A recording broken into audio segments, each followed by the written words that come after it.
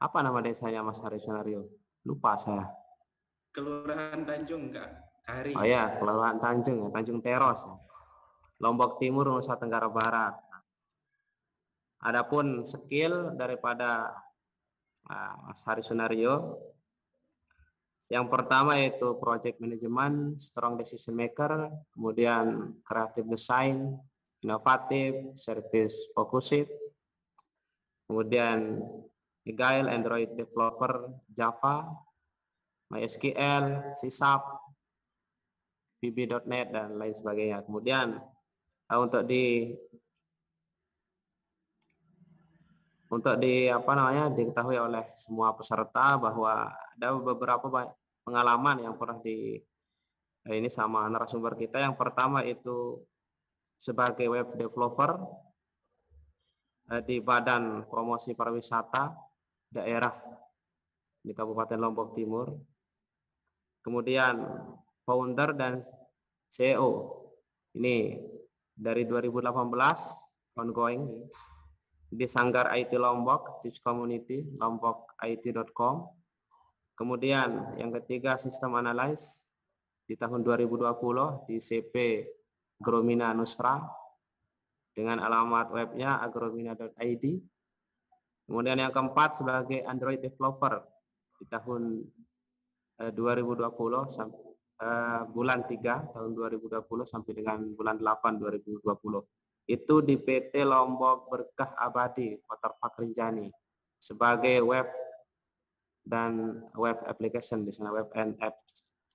Kemudian yang kelima ada web developer dari tahun 2020 sampai sekarang itu di Pusti Developer, itu di Test Company. Kemudian yang keenam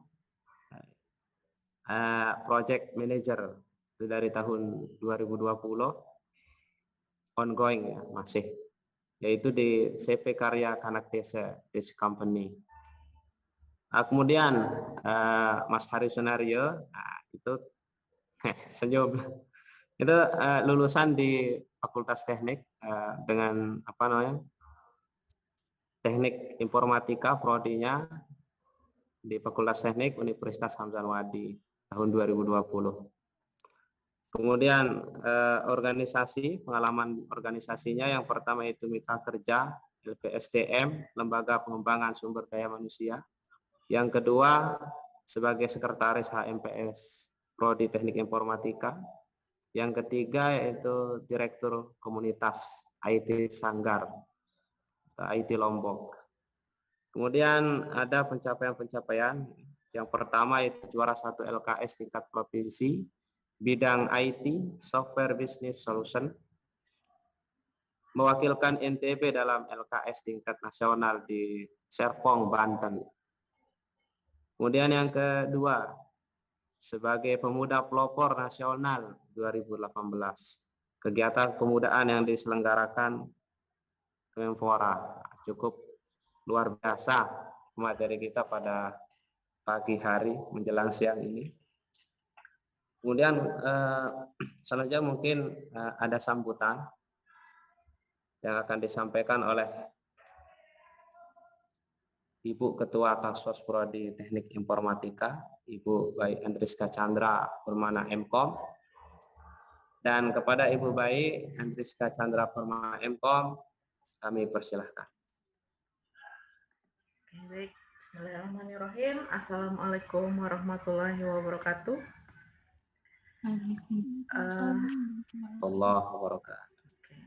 Jadi pertama-tama kita panjatkan puji syukur kehadirat Allah Subhanahu wa taala karena kita bisa mendapatkan limpahan rezeki berupa kesehatan sehingga kita semua bisa menghadiri kegiatan workshop pada pagi hari menjelang siang ini dalam keadaan sehat walafiat di tengah pandemi yang seperti yang sekarang ini. Kemudian saya ingin mengucapkan terima kasih atas dan selamat datang untuk narasumber kita pada pagi hari ini, yaitu Hari Sunario, Eskom. Kemudian untuk seluruh peserta juga selamat datang, yang insya Allah nantinya peserta sudah siap dan semangat untuk menerima tambahan ilmu yang bermanfaat. Kemudian mungkin di sini ada Bapak Ibu dosen yang hadir, serta tidak kalah pentingnya seluruh panitia yang sudah bekerja keras sehingga webinar pada pagi hari ini bisa diselenggarakan. Webinar dan workshop ini merupakan suatu bentuk kegiatan Kampus Merdeka yang dilaksanakan oleh Fakultas Teknik Universitas Hamzah Wadi.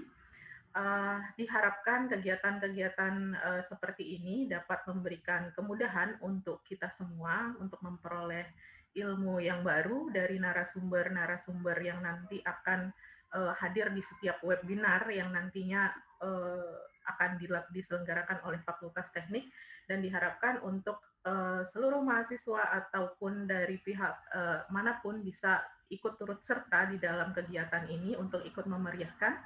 Kemudian kita melihat bahwa keadaan sekarang ini sedang mengalami masa pandemi sehingga kita agak sulit bergerak kemanapun. Pergerakan kita mengalami keterbatasan, akan tetapi tidak menghalangi kita untuk bisa belajar sesuatu yang baru, bertemu dengan orang-orang yang baru, walaupun kita hanya bisa bertemu secara online. Nah, semoga kegiatan seperti ini dapat diikuti oleh seluruh peserta, khususnya untuk mahasiswa, sehingga bisa meningkatkan kompetensi mahasiswa, sehingga mahasiswa nantinya ketika lulus memiliki kompetensi yang lebih sebagai calon lulusan. Mungkin itu saja, demikian dari saya. Wassalamualaikum warahmatullahi wabarakatuh. Waalaikumsalam warahmatullahi wabarakatuh. Terima kasih kami sampaikan kepada Ibu Ketua Taskforce Prodi Teknik Informatika, Ibu Baik Indrisya Sandra Permana MKOM. Ya, selanjutnya Bapak Ibu dosen serta semua peserta webinar yang berbahagia. Selanjutnya kita akan mendengarkan pemaparan materi webinar kita dengan tema Mobile Apps Android Jetpack oleh yang terhormat, yang terkeren, ya, Saudara Harisnario Eskom. Kepada Saudara Harisnario Eskom, waktu dan tempatnya disilahkan. Nggak bisa pakai background itu narasumbernya biar tambah gagah. Betul. Sebentar, Pak. Nggak bisa nih, Pak. Tadi kebalik juga tadi. Wah, ini gara-gara di kamar. Ya? Ini gara-gara di kamar mandi. Kalau pakai background, virtual background, Pak, mohon maaf, baju saya karena putih jadi ikut hilang. Oh, lehernya aja. Iya, leher sampai sini aja. Ini hari kepanasan ya? Iya, Pak. Saya lagi di ruangan sempit ini. Dia lagi sauna itu di kamar mandi. Oke, silakan dilanjutkan. Nah, baik, bismillahirrahmanirrahim. Assalamualaikum warahmatullahi wabarakatuh. Waalaikumsalam. Terima kasih sebelumnya kepada Kak Haryanto, Bu Chan, Pak Indra, Pak Sadali, Pak Epoli, banyak sekali dosen di sini. Jadi wajar tambah keringetan, saya enggak, ini grogi saya, Pak. Nah, jadi terima kasih sebesar-besarnya saya ucapkan untuk semua dosen yang sudah membantu acara ini, sehingga juga saya diberi kesempatan untuk bisa berbagi ke adik-adik mahasiswa tentang mobile apps penggunaan Android Jetpack. Jadi di antara banyaknya perkembangan memang Android sekarang ini, Google maksudnya bukan baru, tapi sudah dari tahun sebelumnya sudah melahirkan inovasi baru dengan nama Android Jetpack. Nah, mungkin detailnya saya boleh share screen, Kak Anta? Silahkan untuk menambah penjelasan. Baik. Nah, ini tentang Android Jetpack. Jadi saya pun pertama kali ngedengar Android Jetpack ini langsung tertarik pada saat itu juga. Karena apa? Ada banyak sekali benefit kelebihan yang ditawarkan selama menggunakan plugin ini atau library dari Android Jetpack ini. Nah, mungkin sebentar saya izin ini juga Bapak, saya perkenalkan kegiatan saya sekarang ya. Ini ada adik-adik, soalnya di sini ada adik-adik yang sedang magang di KKD. Jadi selamat datang buat yang sedang magang, 17 mahasiswa di KKD dan MLS. Nah, target kami memang bisa ngajarin adik-adik ini buat aplikasi dan website pada akhirnya yang bisa dipertanggungjawabkan. Baik, selanjut. Nah, beberapa poin yang ingin saya ajak sebetulnya buat adik-adik mahasiswa. Ini kita bakal ngebahas pertama, mengapa menggunakan Android Jetpack. Kemudian kita akan coba lebih dalam mengupas tentang komponen-komponen yang ada pada Android Jetpack ini. Kemudian apa benefit dan kelebihan dibanding dari tradisional Android yang sebelumnya, di mana kita kalau menuliskan kode seringkali itu bertumpuk, berulang-ulang, dan kita seringkali rakus di penggunaan memori. Dan kemudian kita akan testing nanti bagaimana menggunakan Android Jetpack ini dengan menyiapkan ruang kerja kita ya, IDE apa yang kita gunakan, misalkan Android Studio versi berapa, kemudian juga JRE-nya versi berapa, ini nanti akan kita sharing juga.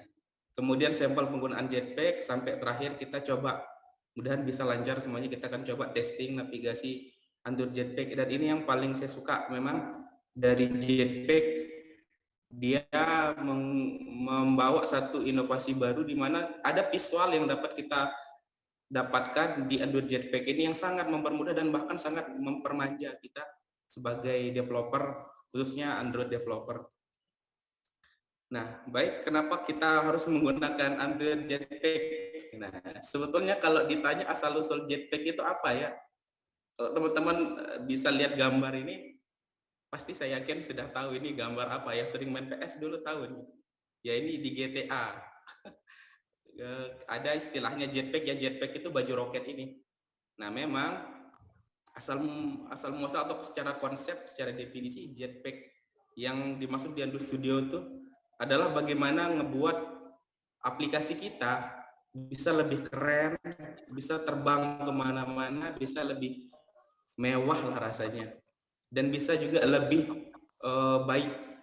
Karena paling terasa mungkin kalau kita sering ngebuat aplikasi di Android, itu ketika kita ngelakuin pengembangan dari rilis sebelumnya, seringkali aplikasi kita tuh pada rilis tertentu itu akan mengalami hang atau ngalamin yang force close.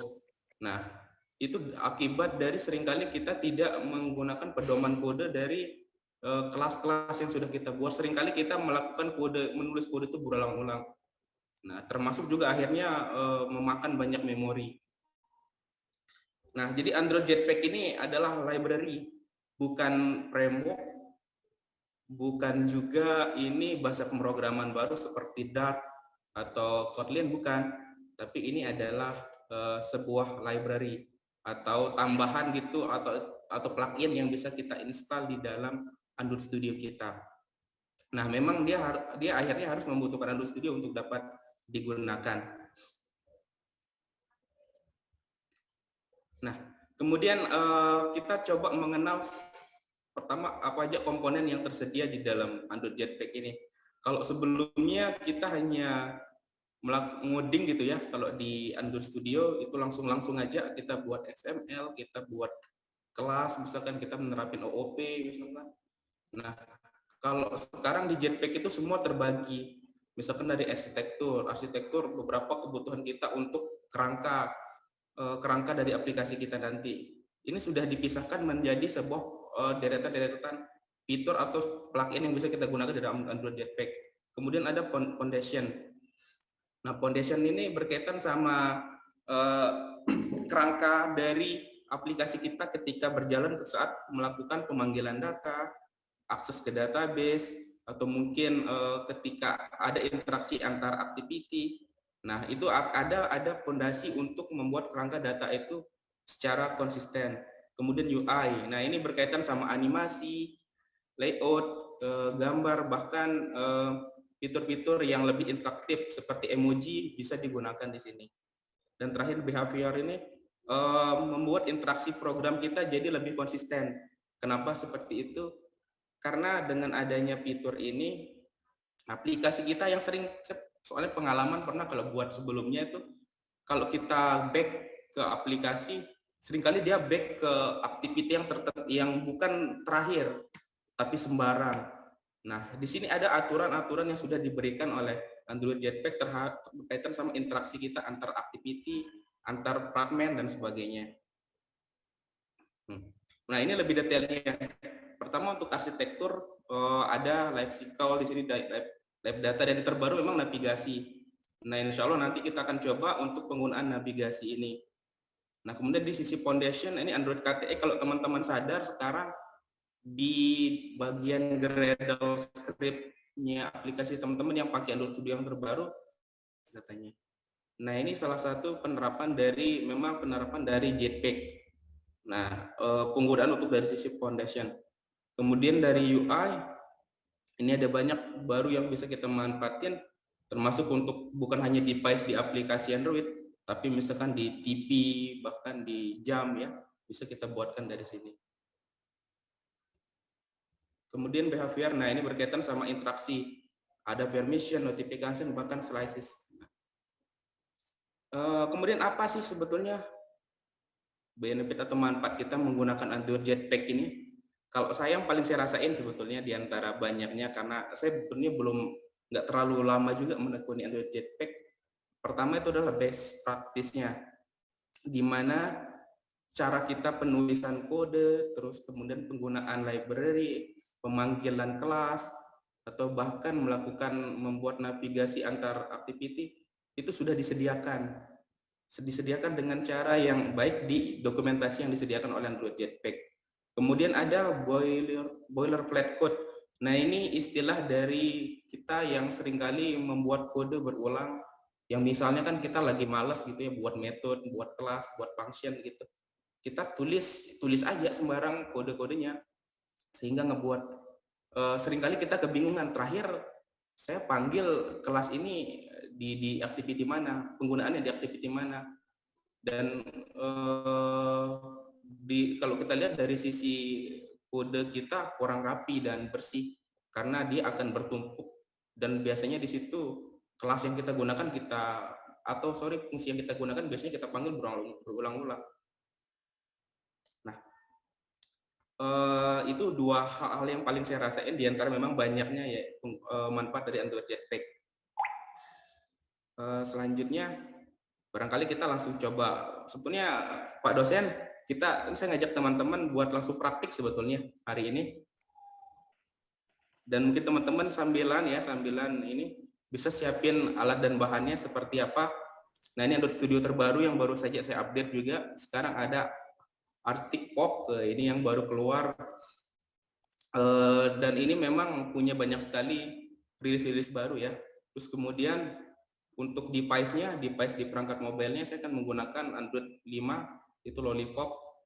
Dan terakhir ini Java SE Standard Edition-nya saya akan menggunakan yang versi 16. Nah, ini mungkin teman-teman jarang baca ya yang soal Java SE, ada JRE, ada JDK.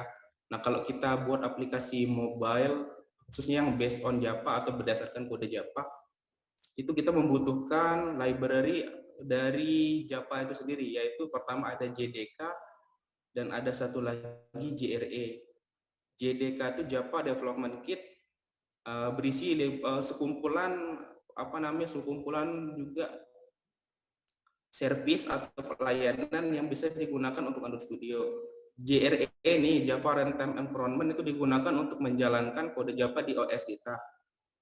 Nah, di Android Studio yang terbaru sekarang di Arctic ini dia sudah ada embed JDK istilahnya, itu JDK yang sudah disediakan di dalam Android Studio sehingga kita tidak perlu menginstal lagi karena sudah kompeten dengan kebutuhan kita.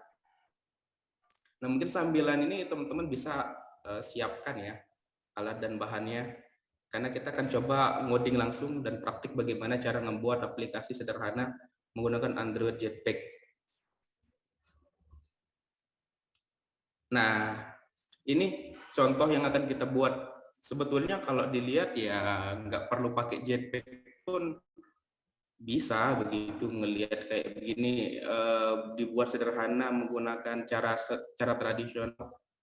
Hanya yang ingin saya coba tunjukkan itu bagaimana Jetpack ini bisa terlihat lebih rapi ya ketika ditulis. Kemudian ada juga visual yang saya bilang tadi yang cukup memanjakan sekali. Nah, kalau begitu saya akan coba buka alat tempur saya ya. Saya izin.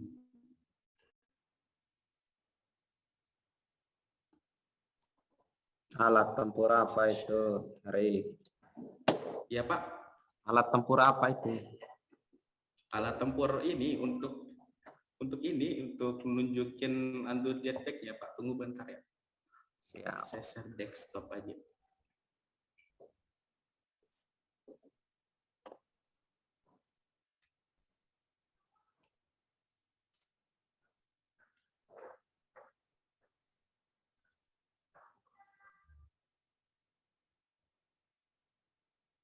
Kelihatan ya, Android Studio saya kebuka ya. Kelihatan Pak? Kak Anta? Kelihatan. Nah, oke, ini saya buat aja baru nih. Dari berapa hari lalu saya coba baca lagi ulang, perdalam lagi soal Jetpack. Ternyata memang luas sekali. Dan mungkin 2 jam nggak cukup Kak Anto. Semoga next dipanggil lagi ya jadi narasumber. Ya, siap. Nanti dijadwalkan. Kalau adik-adik peserta kan mau lebih ini kan bisa ke menghubungi Hari Sunario kan. Tapi gak enak kita sama Pak Indra, Bu Chan, nanti ngerasa apa gitu disaingin. Oke, saya akan coba, kita bakal coba ngoding, kita pengennya buat ini deh, buat contoh sederhana dari aplikasi jual beli gitu ya, yang ada beberapa activity. Nanti kita akan coba bagaimana perpindahannya menggunakan navigation dari Jetpack. Terus kemudian itu bagaimana nanti view yang kita buat dari visualnya itu bisa terlihat lebih manja ya, lebih asik. Nah, navigation saya buat nama projectnya navigation Jetpack. Teman-teman yang lain ini sudah ada siapin alat dan bahan nggak ya? Mungkin nggak apa-apa dilanjutkan aja, dilanjutkan pelan. Nanti ini kan ada recordingnya. Kalau misalnya teman-teman mau mencoba, nanti yang kebetulan mungkin lewat HP, mungkin bisa nanti kita berikan recordnya. Gitu ya. Siap, Bu Chan.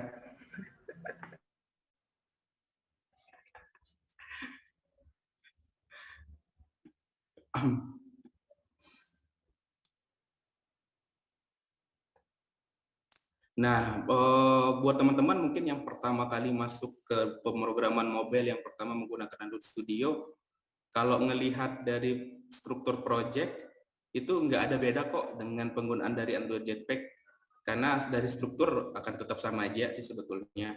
Dan ini, kita memang ada pilihan ya untuk menggunakan Android Jetpack itu di Kotlin ataupun di Java.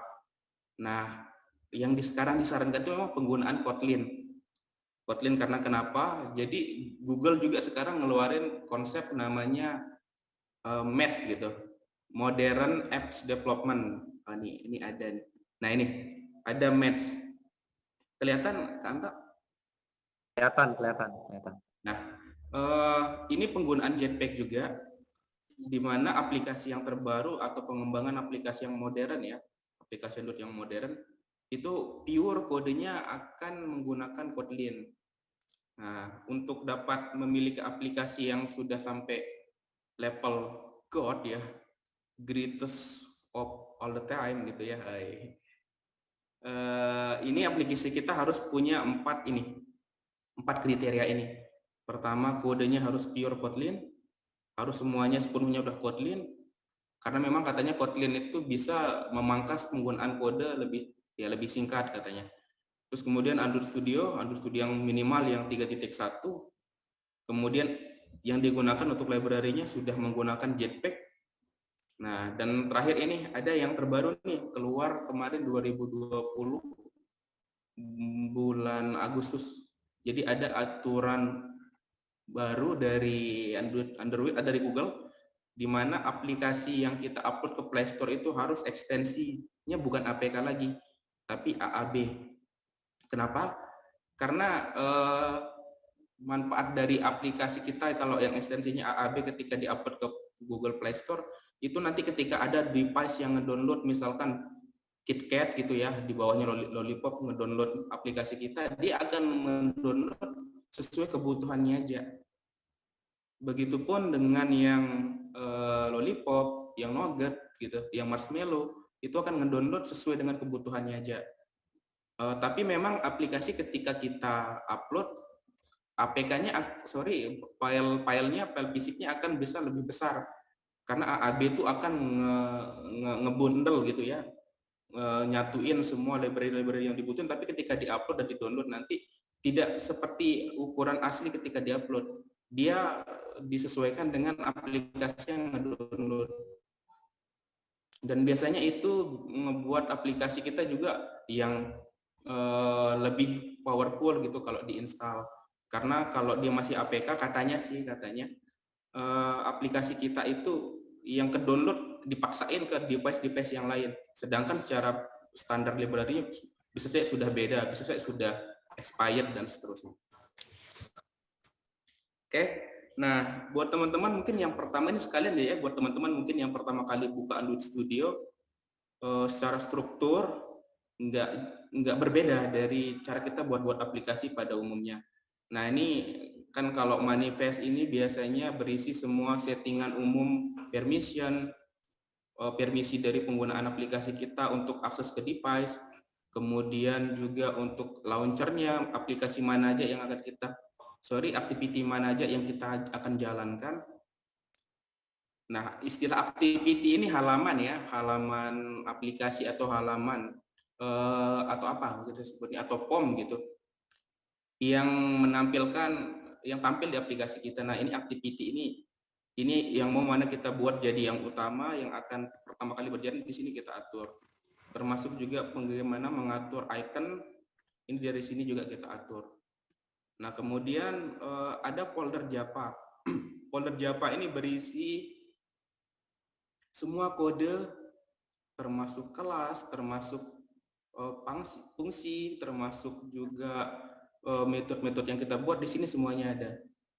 Nah, jadi berkaitan sama fungsi program kita semuanya ada di Java ini, ada di sini. Nah, kemudian ada REST, ini berisikan semua aset, file, gambar, layout yang berkaitan sama ini ya, sama kebutuhan program kita untuk misalkan untuk kebutuhan untuk menampilkan gambar, misalkan audio, misalkan video dan seterusnya, ada di sini. Nah, ada di sini semuanya. Dia dibagi-bagi lagi, ada map, layout. Nah, layout ini khusus untuk kita layout dari aplikasi kita. Kalau mau nambahin gambar ada di Drawable ini. Dan terakhir ada di Gradle Script. Nah, Gradle Script ini berisi sama setting dari mesin dari Android Studio atau untuk aplikasi kita ini mau pakai versi mana, dan kemudian ada beberapa plugin yang mau kita pakai di sini kita aturnya. Nah, itu sekilas tentang strukturnya. Nah, saya akan coba pertama kita untuk cek apakah aplikasi ini sudah mendukung Jetpack. Nah, sederhananya ini kita bisa buka di sini build Gradle yang pertama. Kalau dia sudah terpanggil repository dari Google, ini sudah didukung untuk Jetpack. Nah, selanjutnya seperti di presentasi tadi, kita ingin buat yang begini. Contoh tampilan layout berpindah antar satu activity tapi menggunakan Android Jetpack. Nah, pertama saya akan memanggil plugin yang saya butuhkan untuk navigasi, karena yang akan kita buat ini navigasi komponen. Nah, saya cari.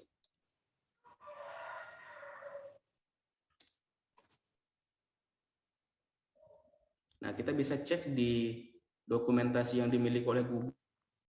Di sini ternyata lengkap sekali. Memang bahasa Inggris semua sih ya. Nah, di sini kita pilih yang get start. Nah, di sini ada pilihannya pakai yang Groovy atau ini Java, atau satunya lagi yang pakai. Saya ingin pakai yang versi Java. Nah, ini copy aja, tinggal di copy saja. Kita letakkan di build Gradle yang kedua ini. Kalau yang pertama ini settingan untuk repository dan lain-lain, dan kalau ini fokus untuk diferensiasi atau perlakian yang ingin kita tambahkan. Nah, di sini kita taruh. Kalau sudah, kita tinggal sinkron aja dulu dan pastikan ya, teman-teman kalau ngerubah Gradle ini atau buka Android Studio aja, ada koneksi internet karena memang Android Studio ini cukup rutin ya untuk melakukan update. Jadi kita mesti siapin koneksi internet. Kita sinkron.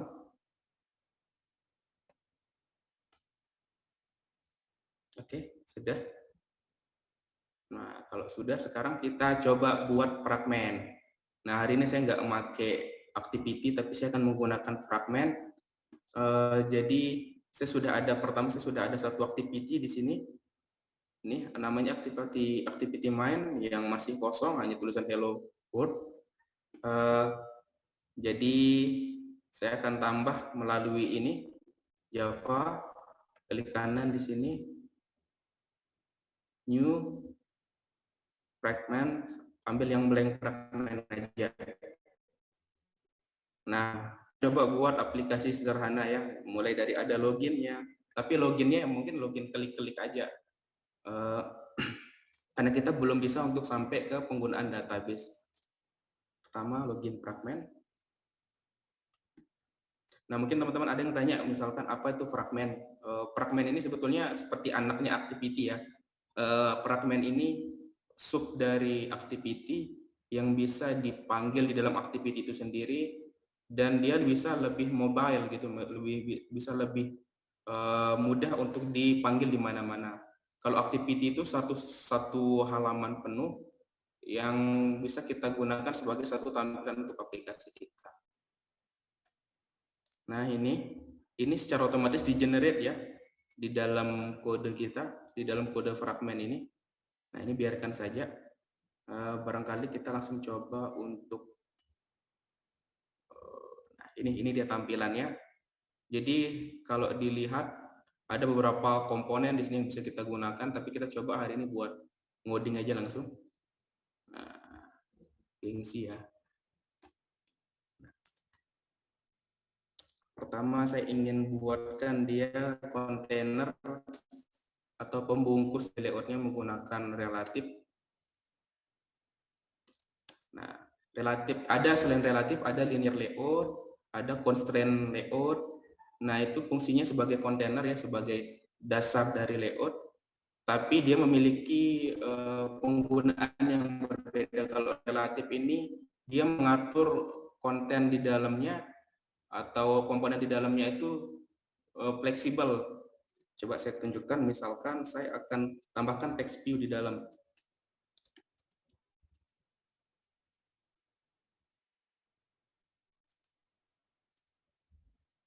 Saya tambahin teks.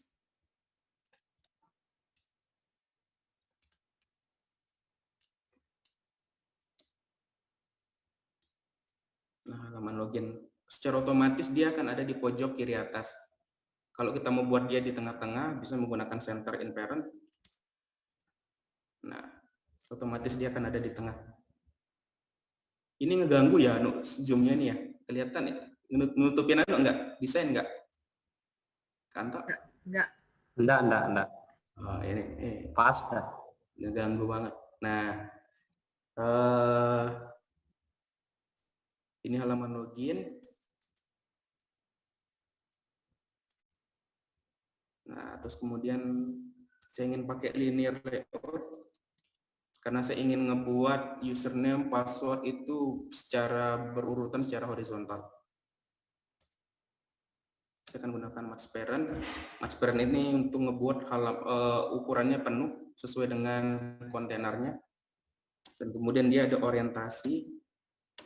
Kalau dia vertikal berarti kita akan membuat komponen di dalamnya ini bertumpuk secara vertikal. Kalau dia horizontal, dia akan horizontal dari kiri ke kanan. Nah, kemudian saya tambahin edit text.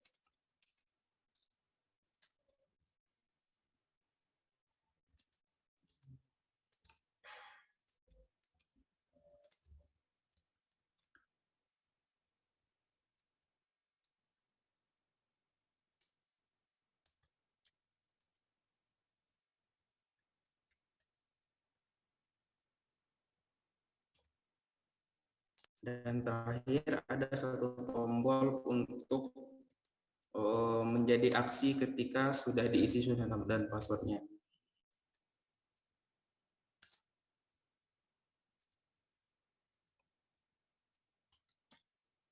Nah, text view dari anunya saya pindahin agar terurut.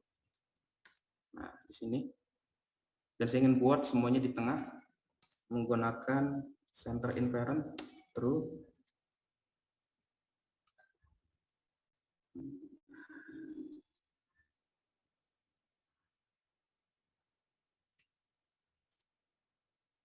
Kemudian saya ingin atur untuk jarak sisi kiri sisi kanannya biar bisa lebih lebar ya.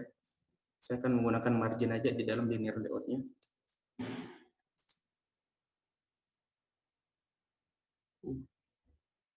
Nah, 150. Nah, untuk membuat halaman login ini ada di tengah. Nah, ini karena dia ada di dalam linear layout, jadi dia tidak lagi menggunakan fitur yang tersedia dari relatif. Jadi untuk ngebuat halaman login nggak bisa menggunakan center in parent seperti yang tadi, tapi menggunakan Gravity, layout Gravity. Kemudian saya tambahin margin di bawahnya. Nah, baik. Saya harus buatkan ya ID untuk setiap komponennya. Lebih tepatnya komponen yang punya aksi di dalam aplikasi kita. Entah itu dia edit text-nya yang akan nanti menerima data, ataupun tombol yang akan nanti mengirimkan data. Nah, ini saya buatkan button login aja, ID-nya button login. Nah, itu untuk activity yang pertama.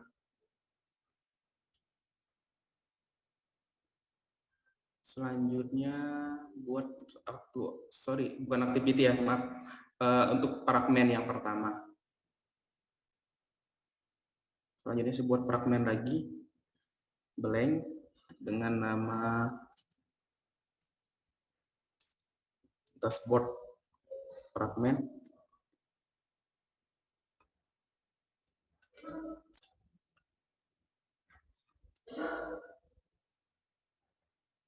Saya copy aja kode ini.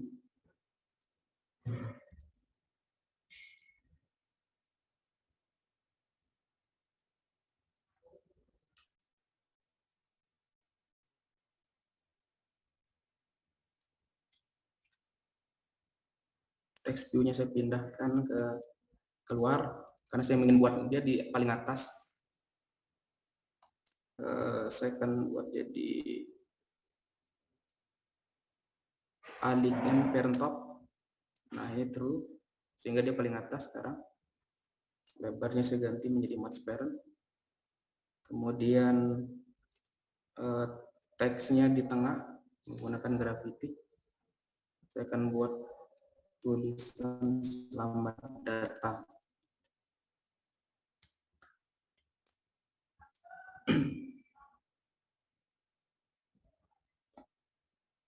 Nah, ini saya hapus yang username password karena tidak dibutuhkan.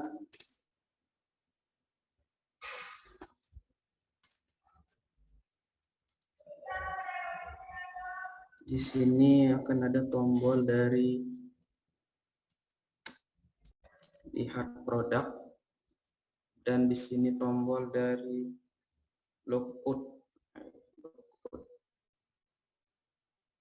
Nah, ini karena double jadi error, saya harus ubah salah satu. Ini juga button produk. Baik, saya akan ubah warna dari ini. Nah, untuk mengubahnya seperti biasa ya teman-teman yang udah biasa pakai Studio, bisa langsung menggunakan di sini background gitu. Terus kode warnanya apa? Misalkan black gitu ya. Background. Nah, background terus panggil kode warnanya, tapi saya mau buat kode warna sendiri di sini.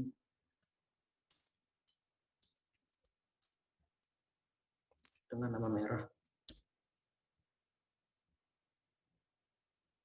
Nah, untuk mencari warna lebih bebas, klik aja warnanya.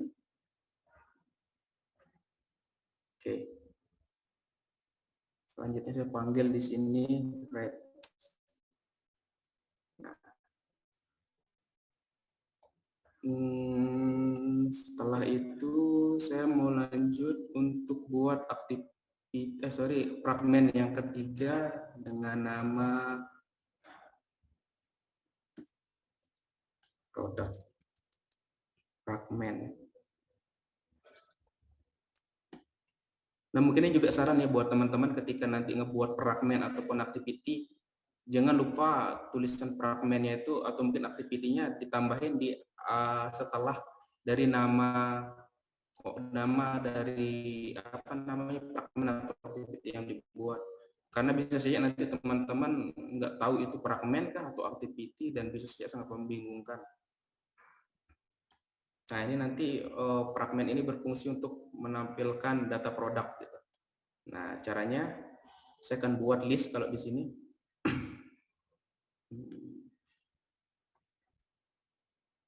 Saya copy lagi nih.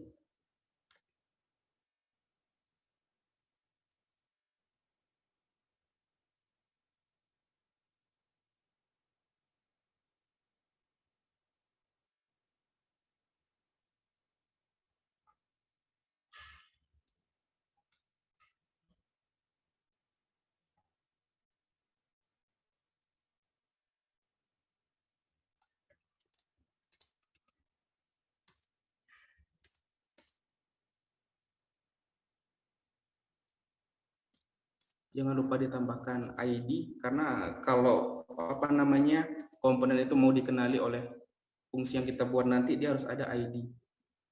ID misalkan di sini this product. Dan ini saya mau pindahin ke sini deh. Ke sini aja. Nah, ke sini aja saya pindah. Baik, ini sudah dan mungkin ini aja dulu saya buat. Nah, sekarang kita akan masuk ke bagaimana yang kita sebut sebagai navigasi dari Android Jetpack. Nah, kita sudah punya satu activity dan 3 fragmen.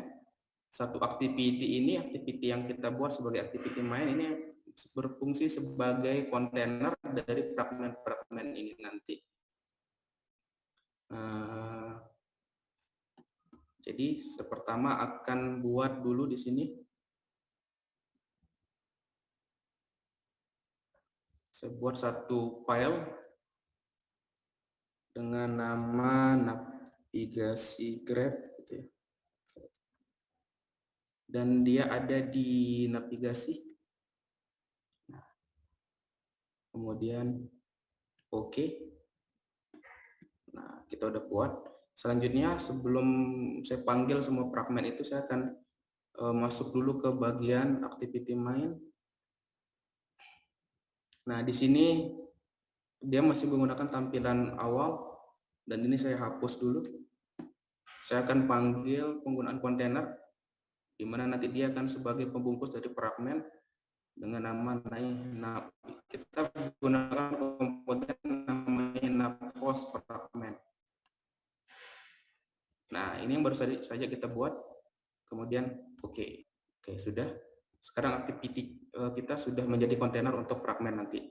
Nah, selanjutnya kita balik lagi ke navigation grab yang tadi kita buat. Di sini kita tambahin fragmen yang sudah kita buat tadi. Pertama dari login.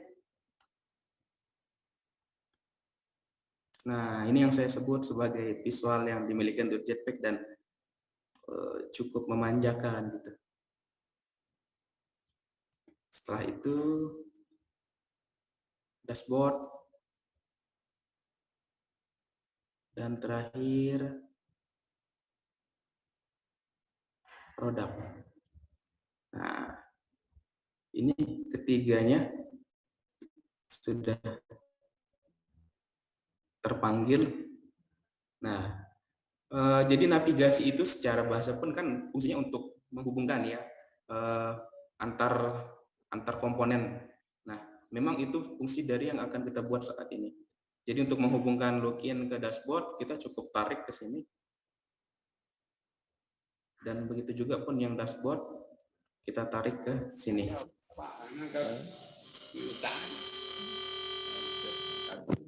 Ya ada besok.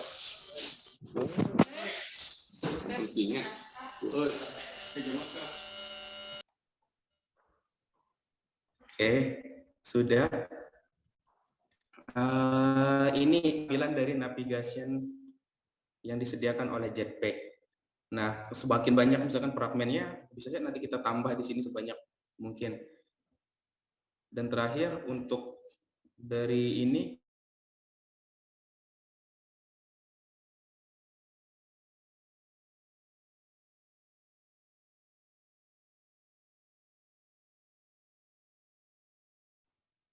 cek.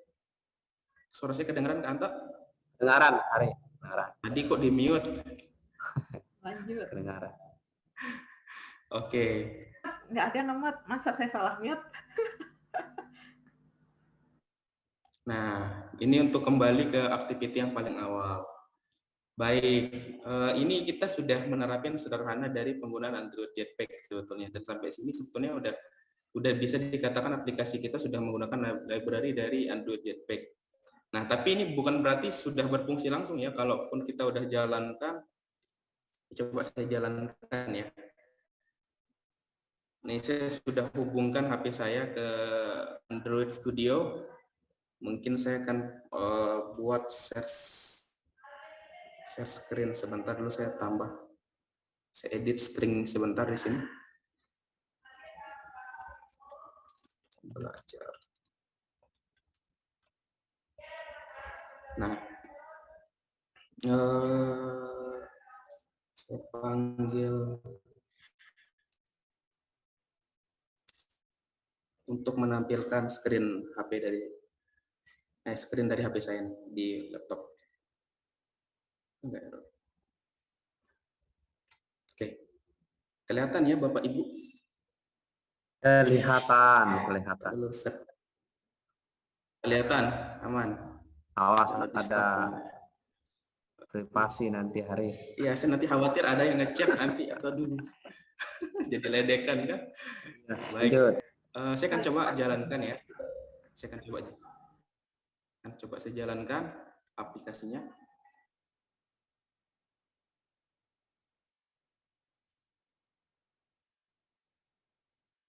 Masih running di bawah. Sabar, mohon bersabar. Ini adik-adik kalian sedang nyoba juga ya? Ya, sedang mencoba. Mungkin ada yang bisa mencoba. Laptop kentang, Lihat dulu. nge-lag. Sekarang kalau ada pertanyaan bisa langsung ditanyakan sebelum lanjut ke narasumber ya, boleh.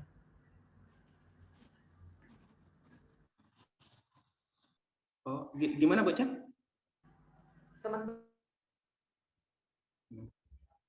Tuh, udah sampai ke sini, tapi belum berfungsi ya. Belum berfungsi ketika diklik login, belum ngapa-ngapain. Masih ada di sini doang. Nah, kita belum ngoding sama sekali loh di Java-nya, tapi udah bisa manggil halaman login ini. Nah, baik, selanjutnya saya ingin fungsikan tombol login ini ketika diklik dia masuk ke dashboard. Ketika diklik di dashboard itu ada lihat produk, dia masuk ke lihat produk, ini ada data produk. Kemudian ketika di logout dia kembali ke halaman utama, halaman login. Ya, halaman pertama harusnya. Baik, pertama saya masuk dulu ke login. Nah, saya lihat di fragmen login tadi saya udah buat Nggak ada sinyal. Kenapa Pak?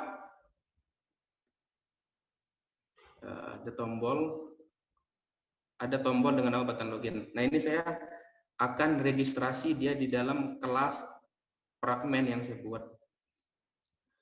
Nah, caranya adalah pertama teman-teman buat satu metode yang dibutuhin oleh fragmen untuk memanggil view atau tombol yang kita ingin fungsikan. Nah, cara cepatnya itu ya tadi ya. Nama metodenya onViewCreate. Cara cepatnya tulis aja on view create enter. Nah, di sini di bawahnya daftarkan button login ya, button login. Terus kemudian view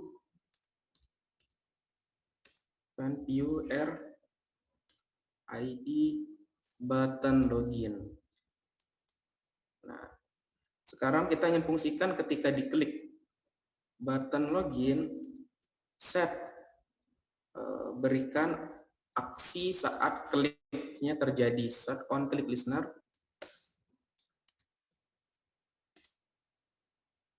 Nah, di sini kalau kita pakai cara tradisional, kita akan nulis begini untuk pindah activity, store activity, intent, get apps contact gitu.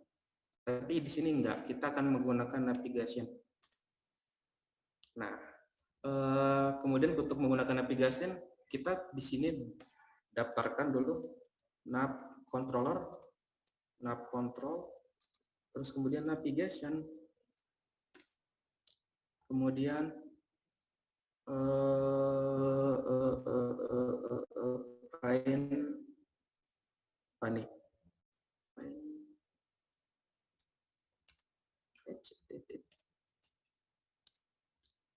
ini Find Maps Controller dengan kita panggil di sini view.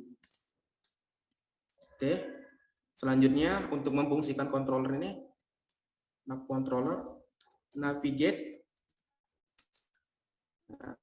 navigate-nya ke ini. Sebentar saya hapus dulu, saya lupa jelasinnya. Nah, tadi ketika kita buat graph dari antar fragmen ini nih, ada di sini panah-panah ini punya action sendiri-sendiri, yang dimana kita kalau mau manggilnya tinggal ketahui dari ID-nya. Nah, pilih atribut ini, kemudian misalkan teman-teman mau lihat kalau dari login ke dashboard apa namanya, ini namanya action login to dashboard fragment. Nah, jadi di sini balik nav control, kemudian navigate RID action login to dashboard fragment. Nah, ini akan kita gunakan. Selanjutnya di dalam ini ntar coba saya jalankan aja dulu yang ini. Saya mau coba.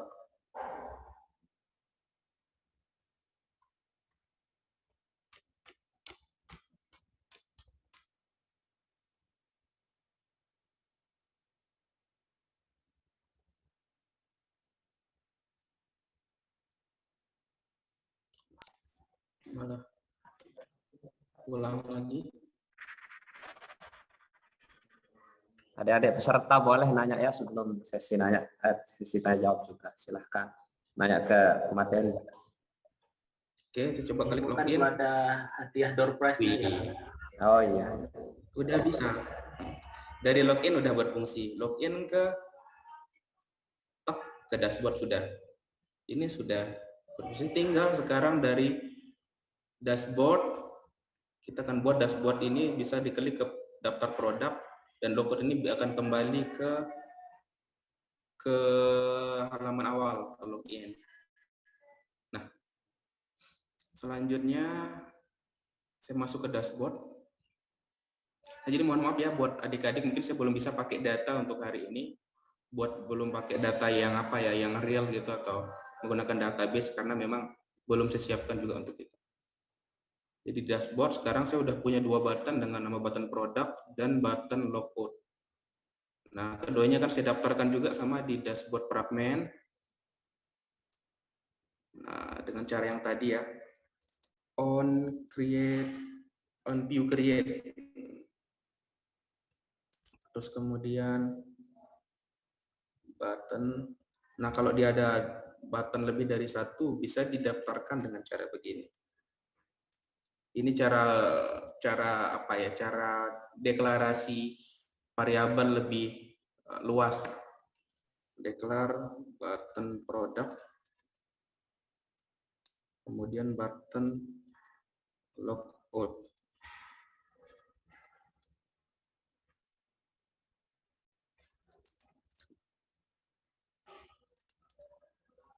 Button produk.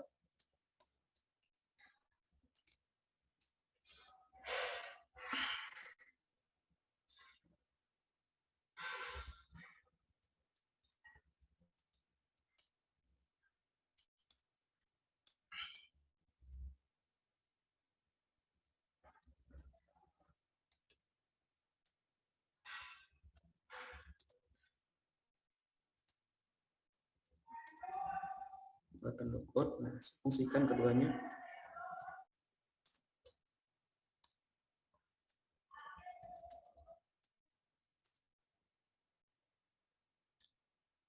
Saya buat nav controller lagi.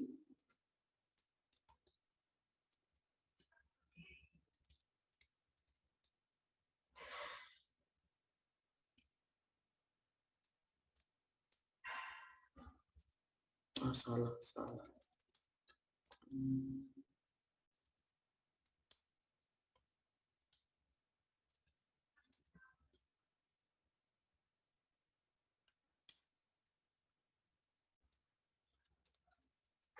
Nah, dari dashboard ke produk, dia menggunakan ID dari action dashboard to product. Nah, itu sudah tinggal yang ini sebelum buat yang dari logout ke ini harusnya ke sini.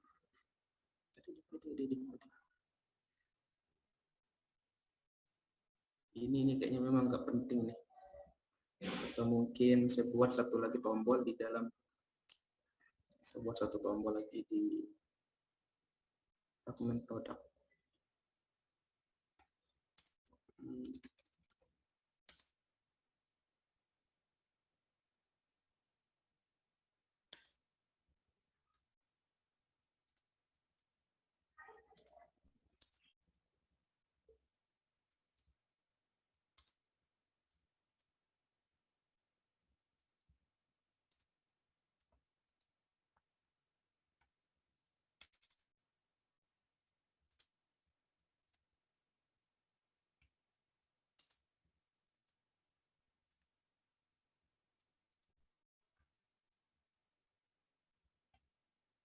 Oke, sudah buat di sini.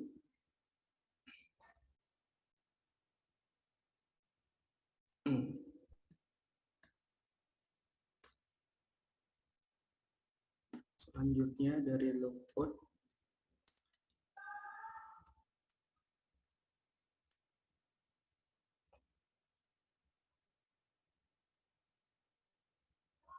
dari dashboard ke login. Oke. Sekarang kita coba jalankan lagi. Apakah berhasil atau tidak?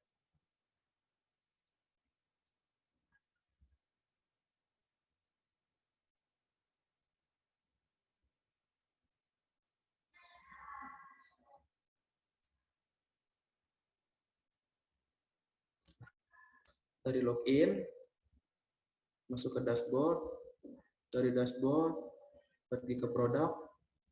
Oke, tapi belum ada data tampil di sini. Oke, balik ke logout. Oke, aman. Coba kita tambahin data sederhana ya di dalam produk itu, di data produknya. Saya akan buatkan di sini menggunakan string array. Saya buat di sini dengan nama produk.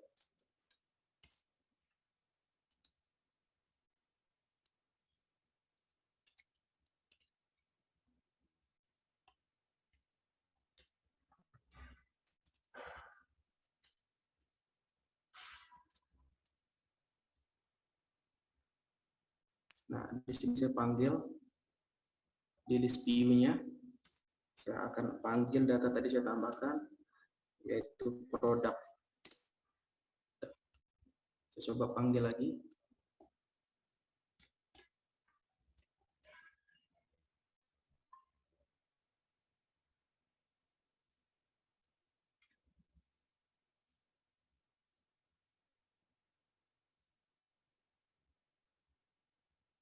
Oh, sorry, saya belum tunjukin. Nah, ini login, lihat produk, ping, nah, ada data. Ada data sederhananya. Nah, ini belum berfungsi. Tinggal saya fungsikan dari logout ini ke login ini yang terakhir. Saya masuk ke produk berarti. Kemudian sama juga saya buat view create.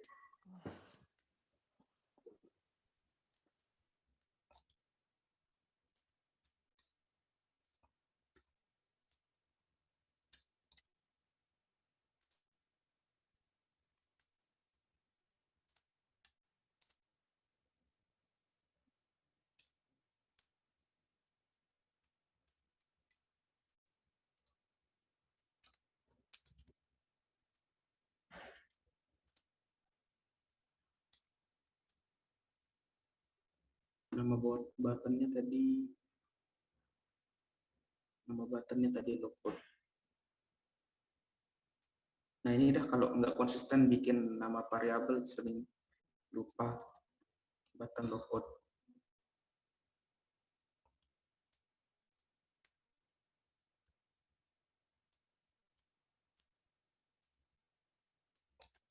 Saya buatkan aksi dan sama juga kontrol navigate.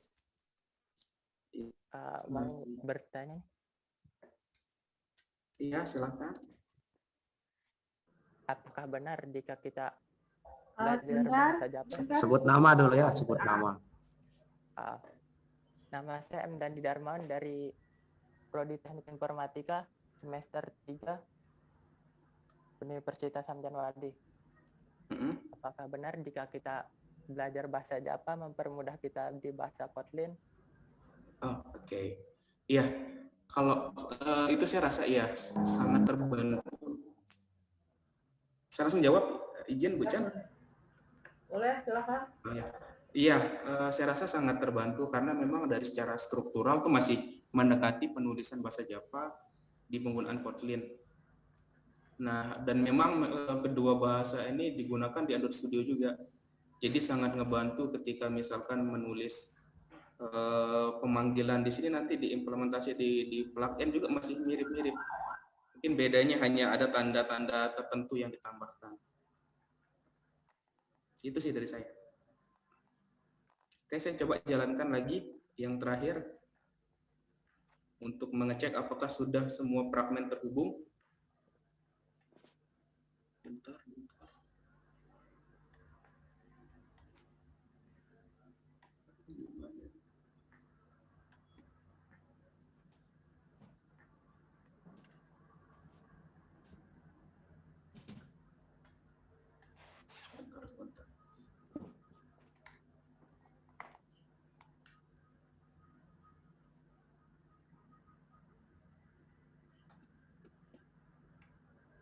Tombol run-nya nggak kelihatan. Bentar, saya rebuild project dulu.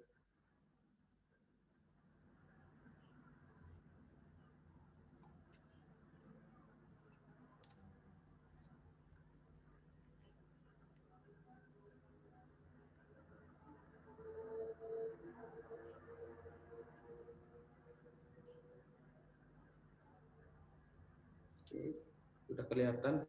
Ini tadi tombolnya nggak kelihatan ya, nggak aktif. Saya jalankan lagi. Nah, buat teman-teman yang nanti punya keterbatasan dari perangkat, itu memang sangat disarankan untuk menggunakan ini ya, HP-nya sebagai device untuk melihat hasil dari edit aplikasinya di Android Studio. Karena memang ada bawaan Android Studio itu namanya APD, ini Android Virtual Device, hanya ini ya, sangat berat sekali ya, bahkan di laptop saya pun sangat terasa beratnya. Nah, karena saya pakai Linux, jadi saya menggunakan bawaan dari Genymotion. Tapi kalau di Windows, teman-teman bisa pakai ada namanya Pfizer.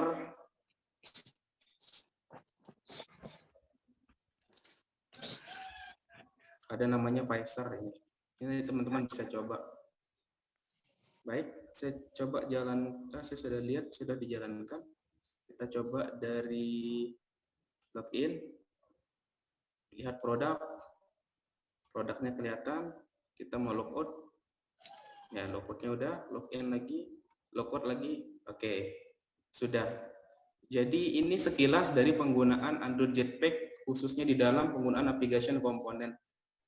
Nah, mungkin kedepannya kita bisa belajar memang lebih banyak soal penggunaan service yang bisa dijalankan di belakang aplikasi, kemudian ada penggunaan room juga untuk akses ke database, dan banyak fitur-fitur memang yang saya pun belum habis saya untuk cek di dalam Android Jetpack ini. Nah, ini yang sedang saya cek, ini yang memang paling saya suka saat ini. Saya rasa itu untuk demo sekilas bagaimana membuat aplikasi singkat menggunakan Android Jetpack. Semoga ini membantu teman-teman dalam membuat aplikasi skripsinya, aplikasi untuk proyeknya, bahkan aplikasi-aplikasi portfolionya. Saya kembalikan ke Kak Anto. Mohon maaf kalau ada yang kurang. Sekian dari saya. Oke, terima kasih Haris Naryo yang telah memaparkan materi tentang mobile apps with Jetpack. Baik, selanjutnya mungkin kita ke sesi tanya jawab. Mungkin ada dari adik-adik mahasiswa atau peserta yang akan bertanya terkait dengan materi yang sudah dipaparkan oleh pemateri tadi. Kalau untuk pertanyaan langsung saja ya, menggunakan audio, tidak menggunakan chat. Tapi silakan adik-adik, mungkin ada yang bertanya, sebut nama.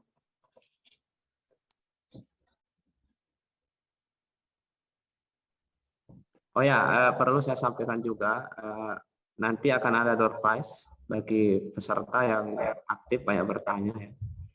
Jadi silahkan adik-adik, mahasiswa atau peserta bisa bertanya.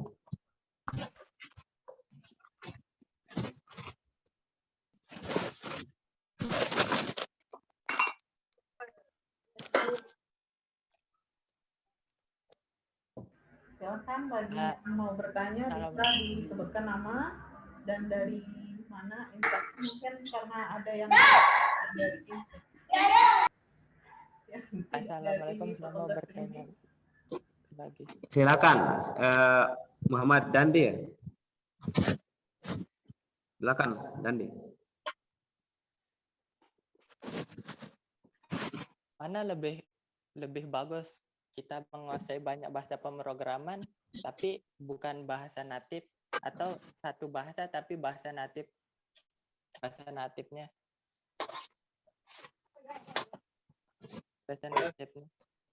Oke. Langsung dijawab, Haris Naryo. Pertanyaannya adalah dari ini ya, dari Muhammad Dandi Darmawan. Pertanyaannya adalah mana lebih baik kita mempelajari banyak bahasa pemrograman atau hanya satu yaitu native-nya. Kurang lebihnya seperti itu.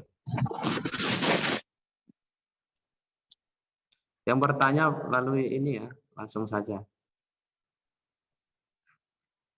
Menggunakan mic. Silakan. Oke, cek. Tadi mungkin pertanyaan saya tangkap adalah lebih baik mana kita menguasai satu bahasa pemrograman daripada banyak gitu ya. Iya. Karena kalau dari sisi natif ataupun tidak itu bukan istilah untuk bahasa ya, tapi itu lebih terkait soal platform. Jadi ada natif, ada hybrid. Kalau kita ingin buat aplikasi mobile gitu di Android Studio, di Android OS, kita memilih apakah kita mau menggunakan yang pendekatannya hybrid ataukah natif. Kalau dia natif, kita akan menggunakan bahasa bawaan, bahasa induknya gitu ya, bahasa ibunya, itu Java. Nah, tapi kalau kita mau pakai natif, misalkan kita ingin buat dia bisa di aplikasi mobile, Android, bisa juga di iOS, kita bisa memilih menggunakan JavaScript gitu. Nah, jadi sekali lagi untuk natif dan hybrid itu lebih pendekatannya ke platformnya, target platformnya. Lebih baik mana sekarang? Bisa satu atau bisa banyak? Ya pasti bisa banyak kalau saya.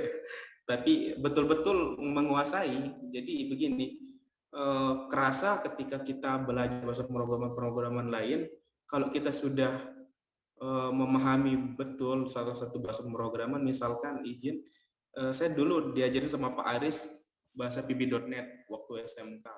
Dan itu sampai kita bawa lomba bahasa itu, dan ternyata sudah mulai jarang digunakan hari ini.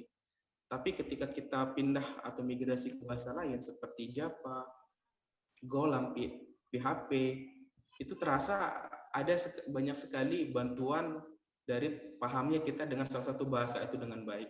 Misalkan apa, kita bisa mengabstraksi soal bahasa itu, saya rasa adalah tools. Kalau teman-teman ngerti masalah apa yang dibuat menggunakan bahasa pemrograman, itu bahasa itu bisa dipilih-pilih sesuka hati. Nah, termasuklah bahasa Java ini. Nah, jadi ada baiknya lebih ditekankan memang pelajari sampai betul-betul mahir, sampai dikatakan mahir itu bisa ngebuat tanpa mesti nyontek yang apa, bisa buat dari hulu hilir, misalkan login sampai report gitu ya, bisa sampai buat pelaporannya di dalam aplikasi, itu sudah termasuk mahir saya bilang, dan sudah menggunakan database pastinya. Itu sih dari saya untuk Mas Dandi. Silahkan, mungkin ada yang lain dari XYZ atau Monica Febri yang ingin bertanya, silahkan. Melalui mic ya.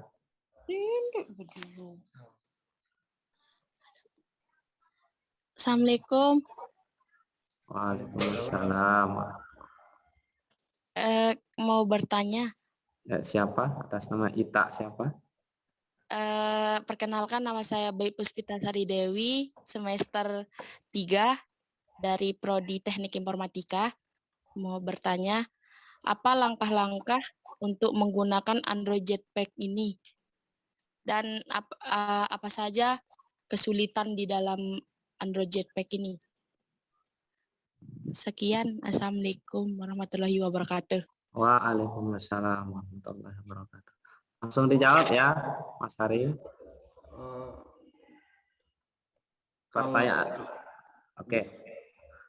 Pertanyaannya langkah-langkah penggunaan Jetpack, bagaimana penggunaan Jetpack, kemudian apa saja kesulitan ketika menggunakan Jetpack. Baik, kalau langkah-langkahnya tadi, pertama saya sudah tunjukkan, kita sebetulnya sederhananya bisa cek di dalam, ini saya share screen dulu sebentar.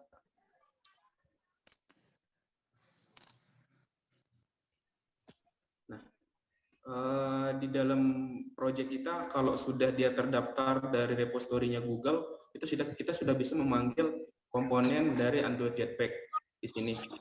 Itu pertama kita mesti pastikan. Kedua, kita akan panggil beberapa library atau plugin dari Android Jetpack itu di dalam daftar plugin di aplikasi kita. Misalkan di sini saya menggunakan 2 di sini. Bisa saja nanti bisa lebih dari ini karena ada namanya Navigation Compose, kemudian banyak sekali memang. Nah, ini tinggal ditambah-tambahkan aja di sini. Jadi setelah itu nanti teman-teman bisa kembali menggunakan beberapa komponen seperti biasa, tapi lebih pendekatannya kayak penggunaan dari Android Jetpack. Nah, seperti yang tadi, ini salah satu penggunaan navigasi dari Jetpack itu sendiri. Nah, terus kemudian apa kendalanya? Yang paling saya rasa itu adalah kita ketergantungan memang akhirnya. Kita mau custom atau mungkin mau buat lebih bebas dari itu, kita seolah terkunci. Karena kita mengikuti aturan dari Android Jetpack, yang dimana itu memang targetnya untuk membuat aplikasi kita lebih baik. Tapi dari sisi idealisme kita aja sih yang sering ngoding, lebih suka misalkan ngecoba-coba gitu ya. Jadi saat dicoba-coba kita ngerasa nggak cocok kalau harus mengikuti Android Jetpack, dan itu memang terasa sekali, terasa terbatas gitu. Itu dari saya.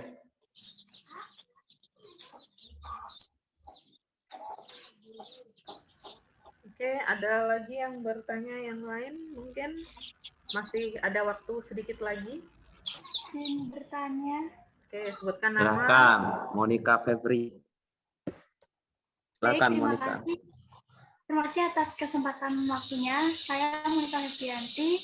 Izin bertanya, di zaman sekarang kebanyakan startup di bidang IT itu berasal dari orang biasa yang mengajak ahli IT untuk bekerja sama, atau dari orang yang memang ahli di bidang IT tersebut. Lalu ada pertanyaan lagi, untuk aplikasi Jetpack ini lebih prefer ke UI design atau graphic design? Terima kasih.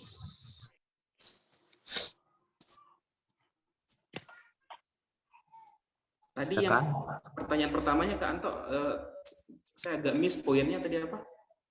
Di zaman sekarang, kebanyakan startup di bidang IT itu berasal dari orang biasa yang mengajak ahli IT untuk bekerja sama, atau dari orang yang memang ahli di bidang IT tersebut.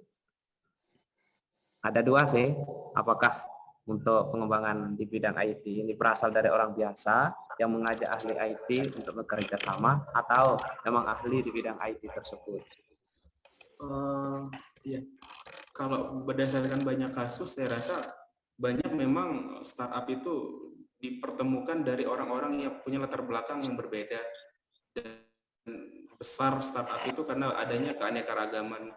Memang lebih dominan juga kalau kita lihat rata-rata orang yang menjadi CEO atau founder itu berangkat dari orang yang paham IT juga, atau mungkin dia paham bisnis gitu.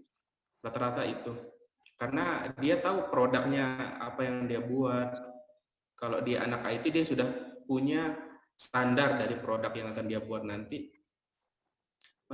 Sedangkan kalau misalkan ada orang-orang di luar dari IT, misalkan kemudian dari luar dari bisnis yang terlibat di startup dan mengajak orang, dan banyak juga saya rasa, malah startup sekarang kan yang lahir ya sangat banyak sekali, dan kita memang tertarik sekarang dengan trennya itu. Kalau startup itu memang bisa saja siapapun yang buat, siapa saja bisa buat, dan tidak harus anak IT, tidak harus anak bisnis, bukan tidak harus anak yang sekolah di universitas begitu. Nah, kedua pertanyaannya, apakah Jetpack ini lebih condong ya, lebih digunakan untuk desain atau untuk UI tadi ya? Ya. Nah, saya rasa itu keduanya, karena dari Android ini sendiri sudah menyediakan UI yang memang sangat cocok untuk kita terapkan di dalam aplikasi kita. Misalkan dari desain sudah ada, kemudian dari UI layout itu dilengkapi malah sekarang dengan adanya emoji, kemudian sudah ada juga animasi itu, dan palet misalkan, itu sudah sangat mempercantik gitu ya aplikasi kita. Jadi saya rasa keduanya itu ada di dalam Android Jetpack, dan memang itu target dari Android Jetpack ini untuk membuat aplikasi kita itu lebih mewah, lebih keren, dan bikin user juga lebih senang makainya. Itu yang bisa saya jawab, Pak. Oke, siap. Sebelumnya adik-adik atau semua peserta silakan lakukan absensi ya di link yang ada di chat. Oke, kemudian mungkin ada pertanyaan yang lain dari peserta, silahkan.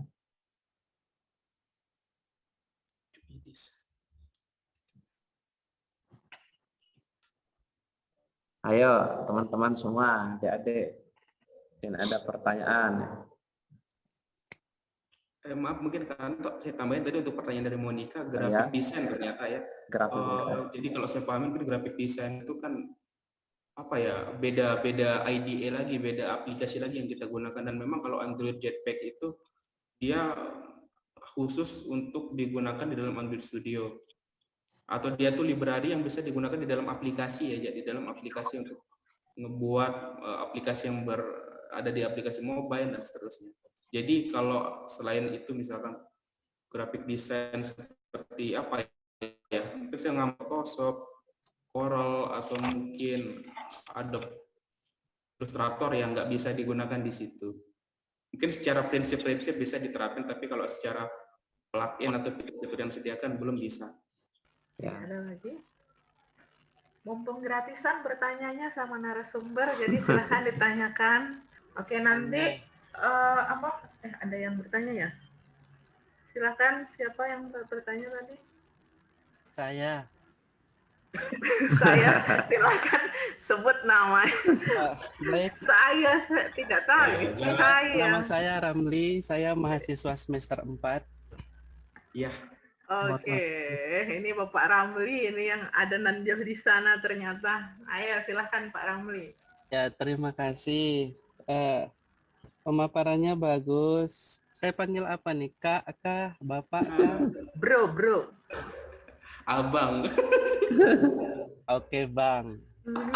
Bang Hari kan praktisi nih, sudah dipraktekkan caranya bikin. boleh nggak kita di-share yang sudah jadi gitu, yang bisa di-download di Google Play gitu. Ditunjukkan ke kita kalau ada. Dan berapa lama dibutuhkan waktu untuk membuat satu aplikasi? Oke, itu pertanyaan saya, Bang Hari, silahkan. Ada. Ini Bapak ngeledek banget ya, Pak Ramli. Loh, kok ngeledek? Kan praktisi. Gini maksudnya semester 4 bilang. Iya dapat, coba jawab Pak ya. Kalau pakai aplikasi yang sampai penuh yang sampai download memang belum Pak sampai sekarang. Beberapa aplikasi yang kita sudah buat itu ada di Play Store. Coba ya ditunjukkan kepada kami biar kami tahu. Saya termasuk sebagai adiknya nih tahu jadinya. Jadi malu saya Pak. Kalau yang NWDI Center itu pakai apa Hari buat? Pakai Flutter itu Pak.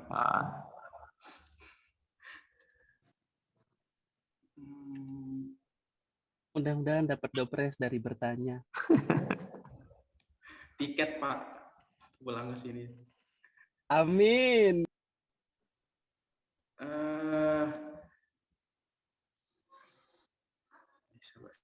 Share screen Pak ya.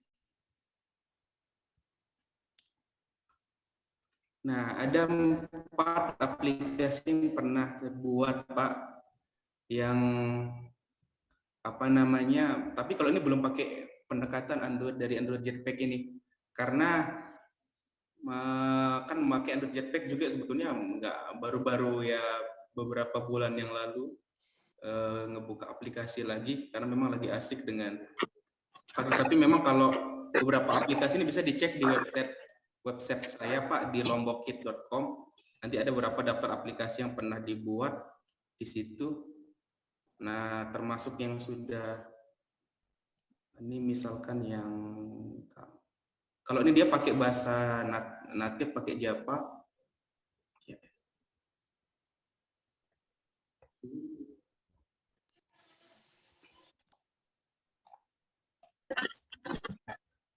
Instan bisa di-share linknya Bang Hari. Tapi kalau di Play Store-nya ini Pak kelihatan Pak? Kelihatan. Nah, kalau mau dicek bahkan source code-nya pun ada saya share Pak di sini. Kalau mau dipakai sama teman-teman. Nih. Oke, terima kasih. Di antara aplikasinya. Tapi kalau di Play Store ada yang udah hilang juga Pak karena memang terakhir kena musibah itu. Terakhir akun kami ke-banned. Jadi semua aplikasi hilang. Nah, yang bisa kami tunjukin mungkin hanya ini dulu pernah masuk di Play Store, udah di-download. Dan untuk source code-nya sudah ada juga di GitHub. Nah, ada di GitHub, Pak. Itu ya, Pak dosen. Mungkin nanti bisa di-share, Bang Hari. Ya. Mungkin bisa di-share pengalaman-pengalamannya, share link-nya nanti. Tinggi, Pak. Memang ya cukup di sini sering tulisin kalau pengalaman-pengalaman kait sama ngoding. Nah, soalnya udah ada blog juga di sini untuk nulis-nulis keluh kesah jadi programmer gitu. Mungkin teman-teman bisa baca nanti di sini di dalam website itu. Oke, mana hostnya ini Haryanto? Siap Bu. Oke, lanjut. Mungkin silahkan adik-adik, ini waktu kita tinggal 18 menit. Mau nanya. Oh, silahkan. Siapa dulu nih? Saya dulu ya. Ayo silahkan Alawi. Mau nanya, mungkin Hari teman-teman mungkin banyak yang belum tahu. Kalau dari sepengalaman Kak Hari Sunario ini, apa aja tahapan langkah-langkahnya nih untuk bikin aplikasi mobile atau aplikasi Android, fokusnya itu dari awal persiapan sampai publish gitu. Oke. Silakan Mas Hari. Bang Hari Sunario. Oke, makasih Kak Ari sama Bang Alawi ya. Nah, kalau kami sudah menggunakan Alhamdulillah sejauh ini sudah pakai panduan pengembangan aplikasi yang kami baca gitu ya. apakah ada pendekatan yang kita ingin itu dia menggunakan waterfall, misalkan menggunakan aja, nanti dari situ kita bisa membuat perencanaannya bagaimana. Misalkan salah satu aplikasi yang baru saja kami rilis itu yang NWDI Mobile, itu kami setup pekerjaan dari kurang lebih dari Maret kami siapkan pekerjaan dan kami buat target perencanaan pengembangan itu sampai Juni sebetulnya.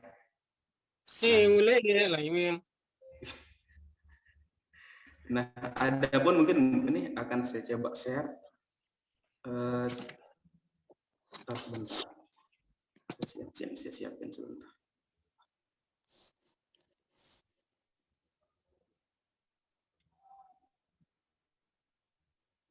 Baik.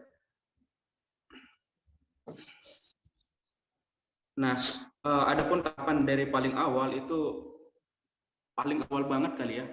Kalau kan misalkan saya dipercaya untuk dapat mengelola tim gitu ya untuk membuat sebuah proyek aplikasi, pertama saya akan tentukan dulu definisikan lebih tepatnya proyek itu seperti apa. Akan saya buat dalam bentuk dokumen yang disebut sebagai BRD, Business Recruitment Document. Nah ini yang pertama kali saya buat. Nah setelah itu saya akan identifikasi apa saja yang saya butuhkan, kemudian juga siapa yang akan saya libatkan, yang nanti menjadi project resources saya. Jadi tim-tim yang saya libatkan, kemudian bahan-bahannya, aset dan segala macam, dan referensi pun sudah saya tentukan di awal. Nah kalau sudah di tahap itu barulah melakukan analisa biasanya. Kalau saya biasanya sama tim, kita yang ada FGD misalkan observasi ke tempat, itu tanya-tanya apa nih kebutuhan dari perspektif user, mau aplikasi yang gimana, untuk fitur-fitur dasarnya apa aja yang mau dibuat. Nah sampai sudah disampaikan misalkan barulah kami buat perancangan. Nah serta buat perencanaan kita bisa akhirnya menentukan milestone untuk atau mungkin tahapan dari project itu. Yang pertama dari Februari misalkan saya ingin rilis versi alpha. Nah versi alpha ini nggak ada sinyal. Jelas suara saya? Cek ke Anda? Ya, silakan. Jelas. Nah, misalkan di Februari saya ingin targetkan ada versi alpha. Nah, saya akan memaksimalkan fungsi yang paling awal dibutuhkan sebagai versi dari alpha itu sendiri. Nah, kemudian saya buat model akhirnya setelah tadi misalkan menentukan project milestone kita sudah tahu ini targetnya bulan ini, barulah kita buat dari model atau bisa sampai ke database fisik langsung. Nah, misalkan kami menggunakan database dari MySQL untuk salah satu project ini ya, kami ngebuat modelnya dulu, berapa tabel di dalamnya, kemudian apa saja interaksi dari antar tabel itu nanti, view-nya apa, trigger-nya apa, dan seterusnya itu kita tentukan sampai database-nya bisa digunakan. Nah, dari database itu baru kita buat UX layout-nya yang nanti itu sudah dikerjakan memang secara paralel oleh tim. Saat database sedang dibuat, teman-teman yang di UI, user interface sedang ngebuat desain-desainnya dulu dalam bentuk wireframe misalkan. Nah, baru dari wireframe itu kita pertemukan untuk pembahasan soal arsitekturnya, apakah mau pakai server seperti apa, spesifikasinya, kita setujui bagaimana role loginnya, kemudian bagaimana enkripsi dari aplikasi di dalamnya. Nah, setelah sampai itu kita langsung ngoding biasanya, langsung dari desain yang diterima dari UI designer itu diambil oleh bagian front end, dan back end kami juga ngecoba ngebuat beberapa fitur atau fungsi-fungsi yang dibutuhkan oleh aplikasi. Nah, sampai ke tahap aplikasi bisa di testing, uji coba, itu kami nanti bakal ada FGD sebetulnya lebih komunikatif banget. Jadi kita pendekatannya kadang kalau membuat aplikasi lebih ke agile gitu, tapi saya nggak tahu seperti agile gimana karena mungkin agile-nya kami agilean gitu. Mungkin Bang Alawi nanti bisa tambahin di situ. Nah, ini contoh misalkan saya buat database. Dari database fisik itu nanti saya share ke tim, ini kebutuhan yang awal. Apa saja bisa dibuat, coba cek database ini, nanti ini akan beberapa fitur yang dibutuhin. Nah, seperti itu sih Bang Alawi secara singkatnya, mungkin detailnya nggak bisa saya jelasin banget. Saya balikin ke moderator. Oke. Mungkin itu jawaban dari materi kita. Mas Hari Sunario, Abang Hari Sunario katanya Pak Ramli. Mungkin ada. Saya Ya, Bu. bacakan di sini mungkin ya, yang di chat ini ada beberapa yang terlihat ada pertanyaan, mungkin ada yang tidak bisa on di mic-nya. Saya bacakan saja di sini dari XYZ, itu atas nama siapa juga saya tidak tahu, mungkin nanti bisa dikonfirmasi. Pertanyaannya, apakah ada syarat untuk membangun legal startup? Kalaupun ada, boleh di-share, Kak. Legal startup ya. Berarti sudah berbasis badan hukum gitu kalau saya pahaminnya. Kalau startup legal, ilegal, mungkin nggak ada yang ilegal juga. Di mana kita membutuhkan startup itu ketika legal, saya rasa ketika kita ada kontrak ataupun ada join kerjasama dengan perusahaan lain, dengan eksternal stakeholder lain, misalkan itu kita membutuhkan legalitas. Nah, legal formalnya harus ada karena menyangkut sama kerjasama jangka panjang juga. Misal kalau kami di KKD atau mungkin Mediatek, kami sudah punya badan hukum walaupun masih sekarang berbentuk CP. Yang penting badan hukum itu bisa mempermudah kami ketika kami ada kontrak dengan klien baru, dengan instansi baru, mitra baru, yang karena semuanya dibutuhkan dokumen juga, dibutuhkan tanda tangan dan segalanya, itu sangat dibutuhkan. Ya paling kalau saya rasa yang paling standar dibutuhkan itu ya badan hukum. Ya di dalamnya perusahaan kita juga bergerak dari sisi apa, ada perizinannya, kemudian ada tanda perusahaan kita terdaftar, bahkan NPWP pun sebagai bentuk pencatatan pajaknya itu pun harus ada. Itu sih ya, Bu Chan. Silahkan Bu, mungkin ada yang lain. Kalau enggak, saya bacakan. Oh ya, silahkan moderator aja, saya kembalikan ke moderator, soalnya saya nggak lihat. Oke, itu sebagian ya. Terus ya, sebagian sudah dijawab juga di chat, yang pertanyaan yang ada di chat. Kemudian di sini ada pertanyaan dari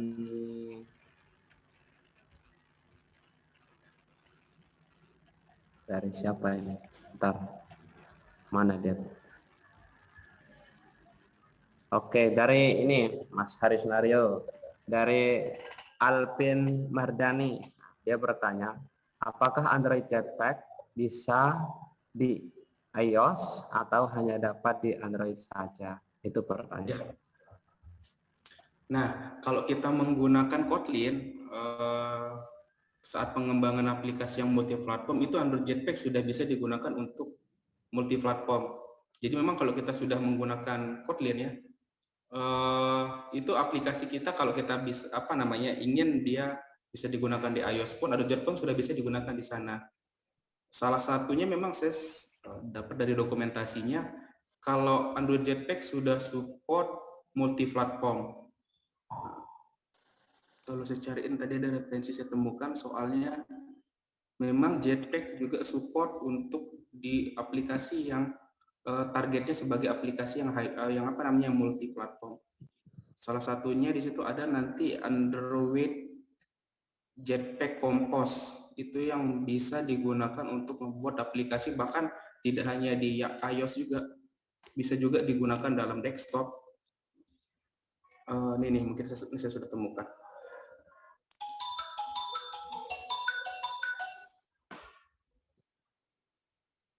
Saya share screen ya.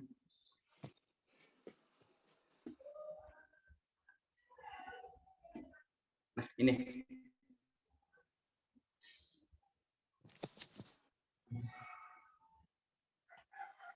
Ya.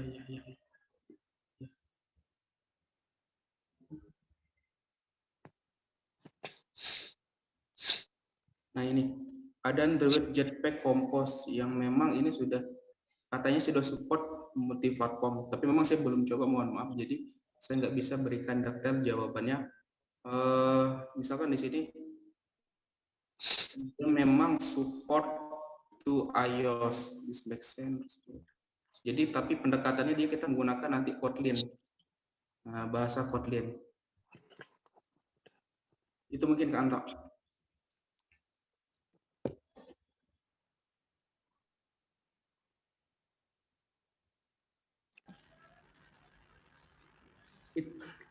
Semoga jawabannya membantu. Oke, Haryanto ada di sana? Ya, ya Bu. Ini Mungkin- terakhir Bu. Ya. Atau sudah? Tinggal satu ini. Ada lagi pertanyaan? Ada, tinggal satu. Apakah bisa aplikasi Android Jetpack dijalankan di sistem operasi iOS? Bukannya tadi sama ya? Sama ya, sama. Berarti sudah terjawab tadi kan? Oke. Oke, mungkin dicukupkan ya. Kita tarik kesimpulan aja, silahkan. Oke. Bapak Ibu dosen sama semua peserta webinar kali ini, karena mengingat waktu tinggal 15 menit ya kan ini.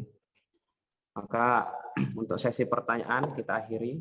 Kemudian saya simpulkan webinar pada kali ini.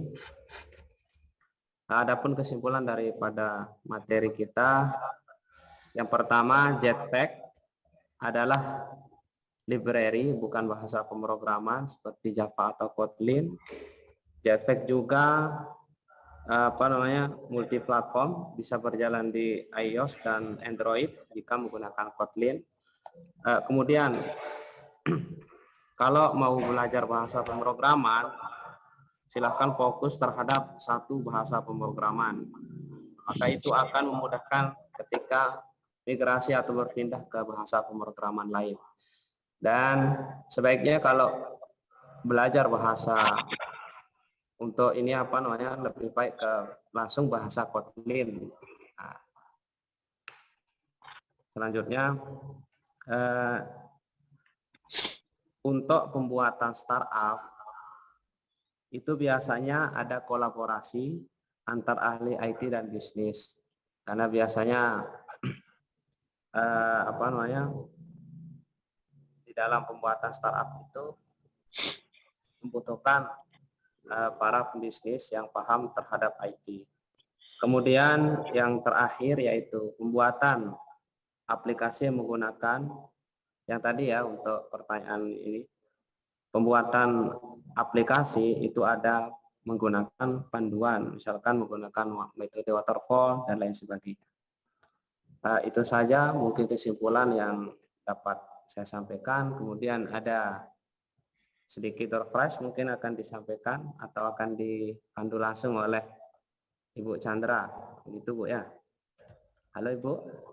Oke, Silakan, untuk door prize nanti akan disampaikan di di WA group ya. Nanti bagi yang namanya disebut di sana, harap memberikan informasi nomor telepon yang aktif masing-masing. Mungkin itu saja. Ada lagi? Tidak ada lagi kan?